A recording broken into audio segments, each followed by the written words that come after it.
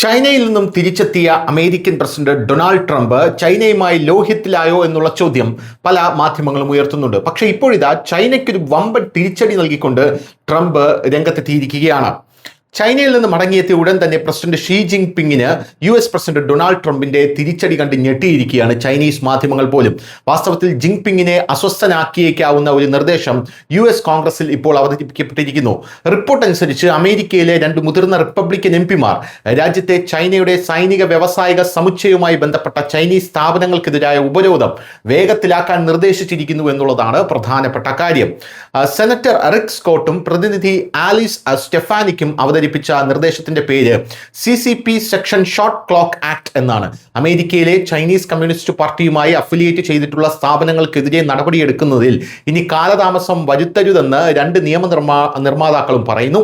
American സർക്കാരിന്റെ സുരക്ഷയ്ക്ക് ഭീഷണിയായി കണക്കാക്കപ്പെടുന്ന ചൈനീസ് വ്യക്തികൾക്കോ സ്ഥാപനങ്ങൾക്കോ എതിരെ ട്രഷറി വകുപ്പ് 1 വർഷത്തിനുള്ളിൽ നടപടിയെടുക്കണമെന്നും ഈ നിർദ്ദേശത്തിൽ കൃത്യമായി പറയുന്നുണ്ട്.